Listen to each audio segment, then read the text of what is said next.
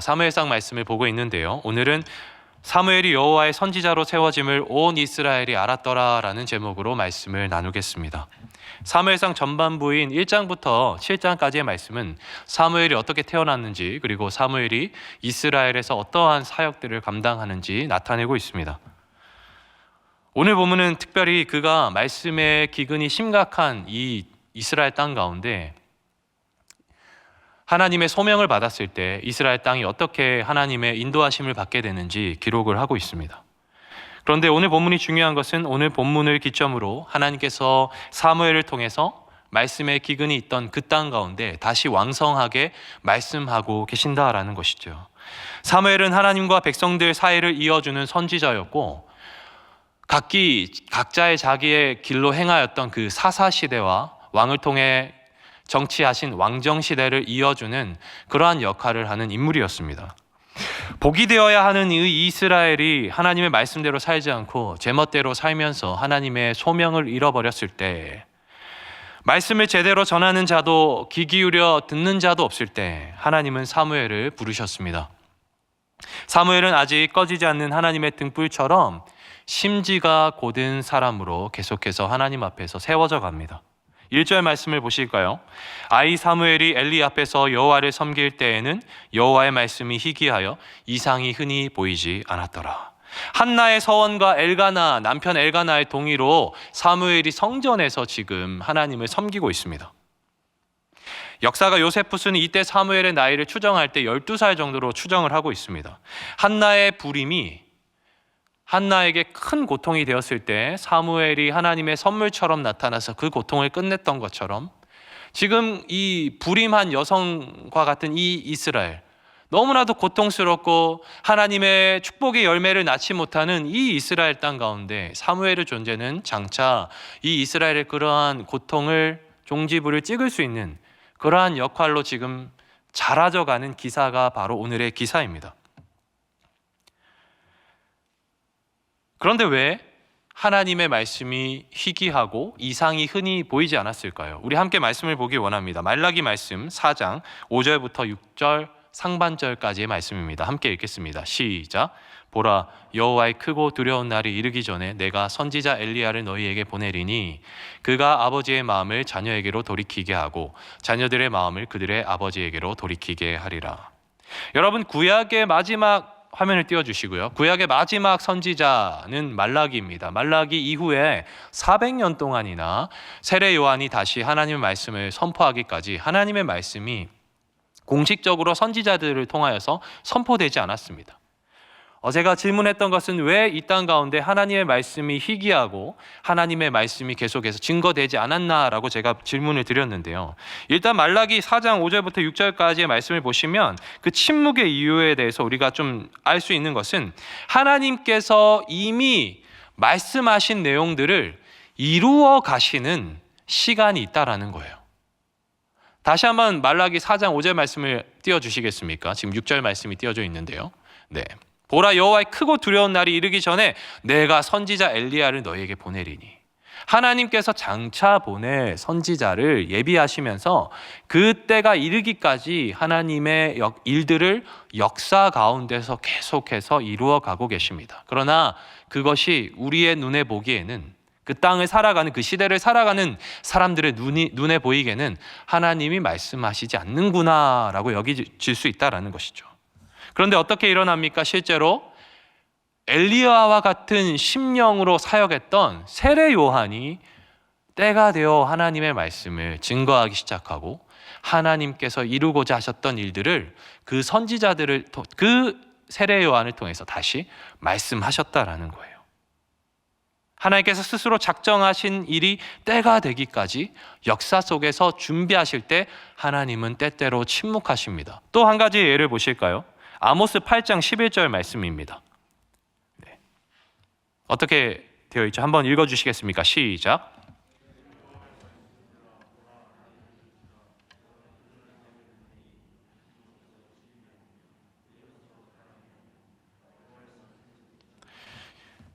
왜 이 땅에 하나님이 말씀하시지 않냐라고 했을 때 또 우리가 좀 생각해 볼 수 있는 것은 이 말씀을 통해서 생각해 볼 수 있는데, 지금 우리가 시간이 없어서 읽지는 못하겠지만 다음 말씀 아모스 2장 12절과 7장 12절부터 13절 말씀을 보시면 이스라엘이 하나님께서 보낸 선지자들을 핍박할 때 하나님께서 말씀하시지 않으세요.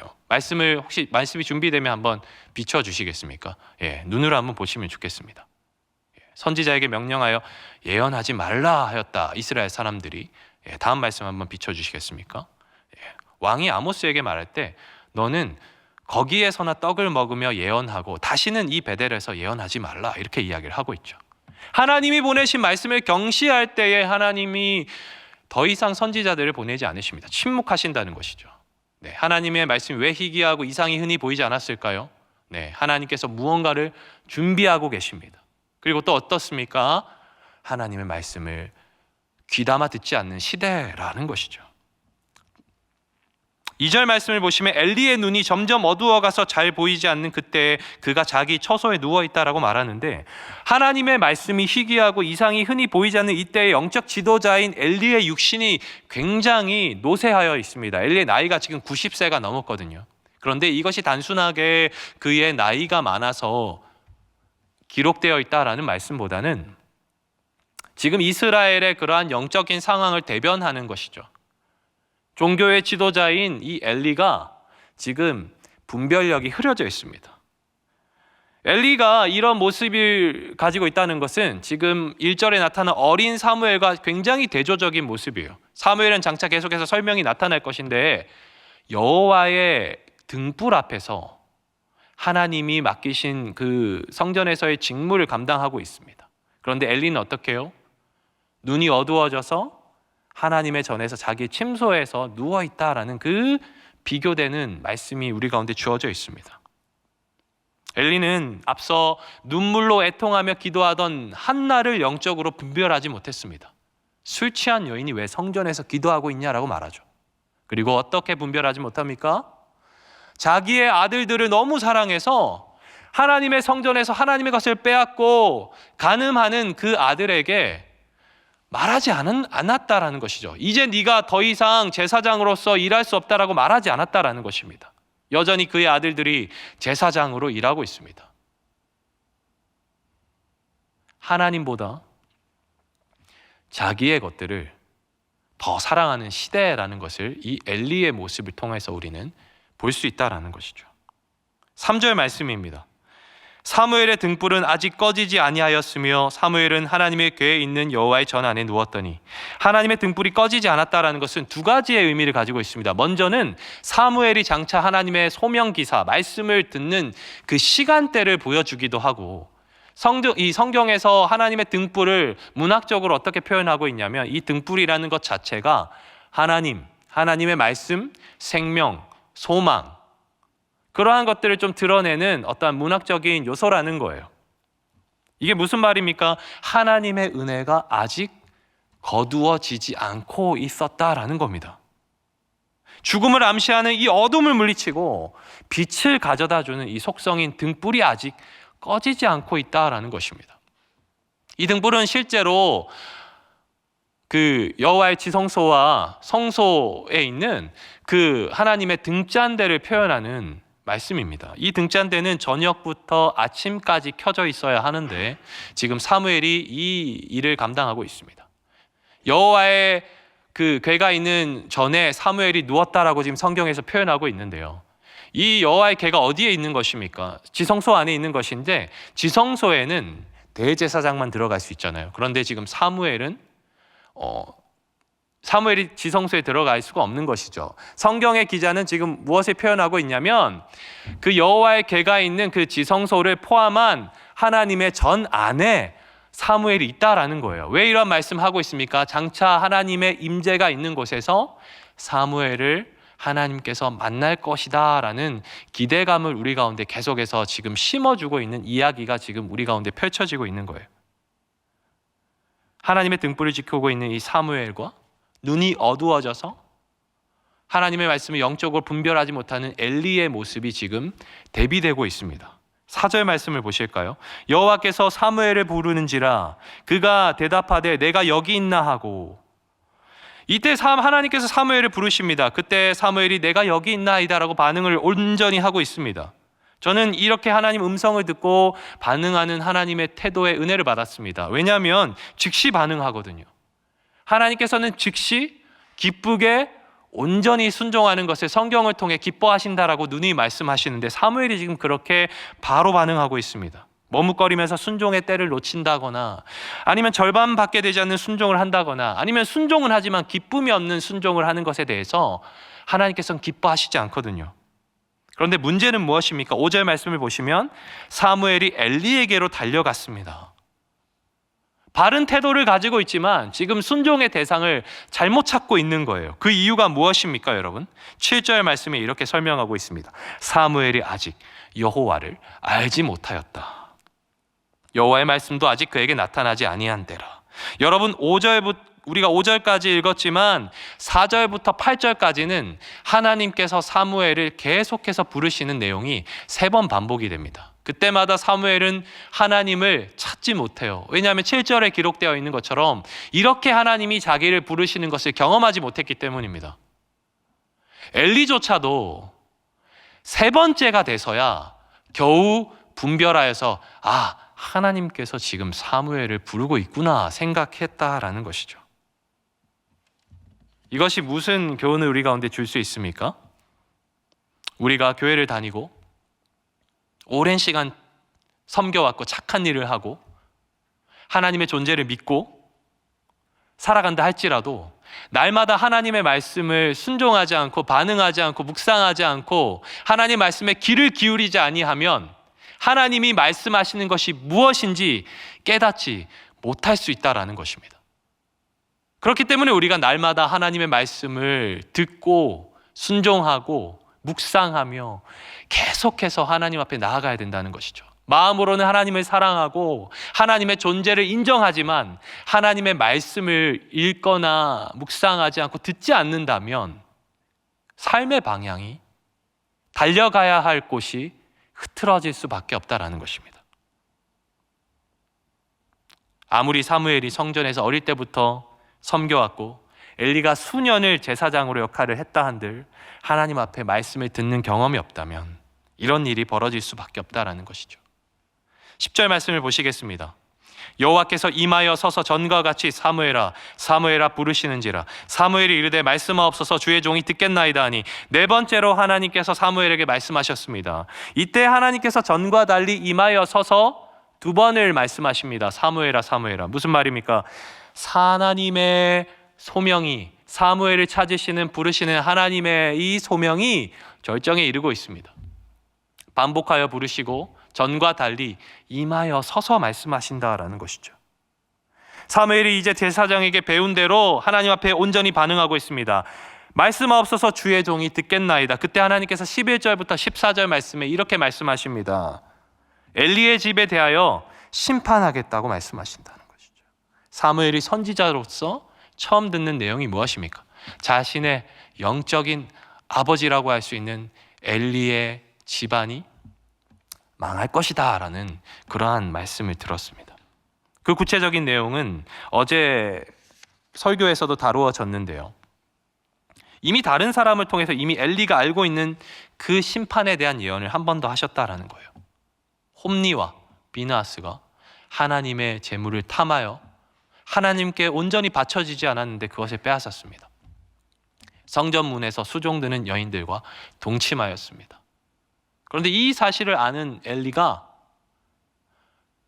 그들을 제사장의 직무에서 배제시키지도 않고 율법대로 하나님을 망령되이 했기 때문에 그를 돌로 쳐서 죽여야 바르게 잡아야 함에도 불구하고 그렇게 하지 않았다라는 것이죠. 여전히 아까도 말씀드린 것처럼 홈니와 비느하스는 제사장의 직무를 행하고 있습니다. 왜 그렇습니까? 하나님보다 아들들을 더 사랑하기 때문에, 우선순위가 제대로 서 있지 않기 때문입니다. 하나님보다 삶의 높은 자리, 주인의 자리에 차지하고 있는 모든 것은 우상이 됩니다. 하나님 내게 주신 자녀라고 할지라도, 하나님 내게 축복으로 주신 물질들이 우상이 될 수밖에 없습니다. 하나님보다 더 우선시하는 모든 것이 우상입니다. 이 사무엘상의 말씀을 묵상하면서 굉장히 하나님 앞에 그 두려운 마음들이 많이 들어서 회개하는 시간이 많이 가졌는데요. 내가 아끼고 사랑하는 모든 것을 회개하고 하나님이 주인 되시는 삶을 회복하는 것이 우리의 삶 가운데 하나님이 요청하시는 한 가지입니다. 15절부터 18절 말씀을 보시면요, 하나님의 말씀을 들은 사무엘이 아침에 일어났어요. 여호와의 집을 돌보는 일상의 장면이 나타납니다. 그런데 그의 마음은 하나님의 말씀을 들었기 때문에 이제는 너무나도 부담이 되고 두려워요. 왜 그렇습니까? 자기의 영적 아비인 엘리에게 그 말을 전해야 되기 때문입니다. 마침 엘리가 찾아왔습니다. 그리고 사무엘에게 묻습니다. 어젯밤에 하나님께서 너에게 뭐라고 말씀하셨니? 사무엘이 좀 주저했겠죠. 그러니까 엘리가 강하게 이야기합니다. 2번이나. 숨기지 마라. 숨기고 제대로 전하지 않으면 너가 벌을 받을 것이다. 놀라운 사실은 이제까지는 어린 사무엘이 하나님으로 엘리로부터 하나님의 뜻을 들었다면, 배웠다면 하나님께서 사무엘에게 말씀하신 이후로는 엘리가 사무엘로부터 하나님의 말씀을 들었다라는 것입니다.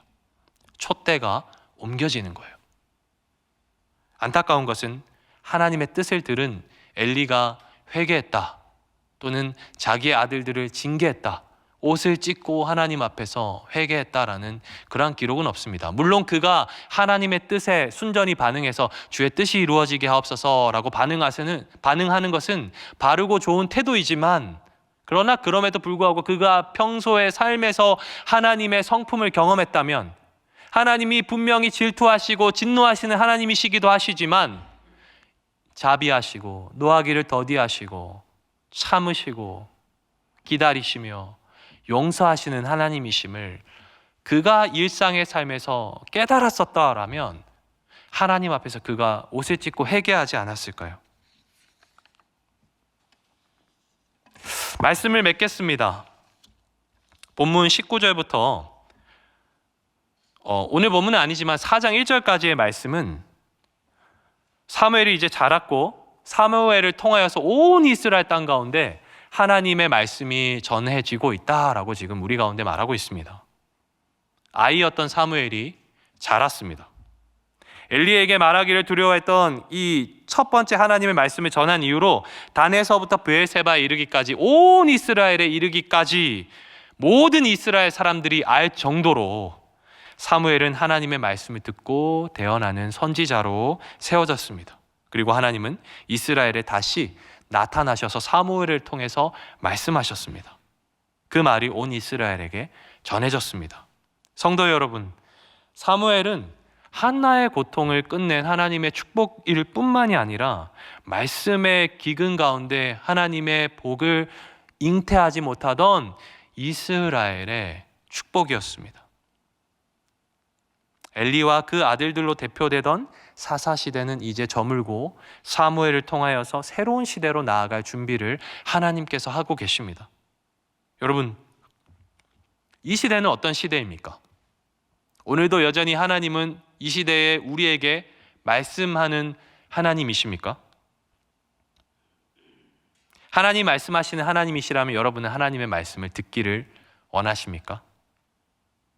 혹시라도 하나님의 말씀이 희귀하고 이상이 흔히 보이지 않는 이 시대라고 느껴지신다면, 수많은 말씀이 선포되어지고 수많은 성경에 대한 이야기들이 있지만, 언제라도 그 말씀을 들을 수 있지만 그럼에도 불구하고 하나님의 진정한 말씀이 뭔가 끊어진 것 같은 느낌을 요즘 받고 계신다면,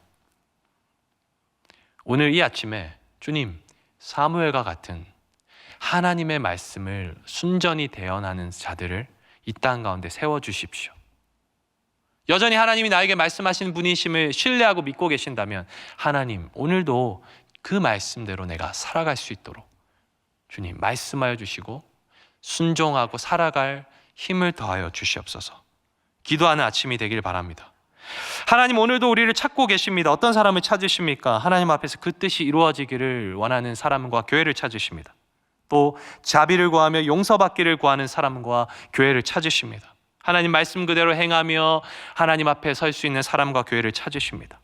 일상 가운데 있는 사람들 가운데 말씀이 행하여질 때 우리 주변에 있는 사람들이 그 말씀의 행함을 보고 저 사람에게 뭔가 특별한 것이 있구나. 그러면 우리 가운데 찾아올 그러한 말씀을 행하는 사람들을 하나님은 찾으십니다. 우리 다 함께 말씀을 기억하면서 이 시간 좀 먼저 기도했으면 좋겠는데요. 이렇게 기도하면 좋겠습니다. 하나님, 말씀이 희귀한 시대에 사무엘에게 말씀하신 것처럼 이 시대에도 사무엘과 같은 이들을 일으켜 주시옵소서. 주님이 말씀하시면 주의 종이 듣겠나이다 응답하는 하나님의 사람들을 일으켜 주옵소서. 또 한 가지 더 기도할 때에 하나님, 엘리와 엘리의 아들들과 같은 이스라엘과 같은 마음으로 하나님께 예배하고 하나님을 경시하며 하나님보다 다른 것을 사랑하는 마음으로 가지고 살아갔던 것들을 불쌍히 여겨 주시옵소서. 하나님을 더욱 사랑하고 경외하며 살아갈 수 있도록 다시 한번 나를 살려주옵소서. 말씀하여 주시기를. 또 나의 삶을 두고 회개하면서 이 시간 기도하신 후에 각자의 기도 제목으로 기도하시면 좋겠습니다. 하나님, 감사합니다. 이 새벽에 우리에게 하나님 사무엘상 말씀을 주시고 하나님 우리에게 말씀하여 주시며 생각할 수 있도록 우리 가운데 말씀하시는 하나님을 찬양합니다. 하나님, 주님.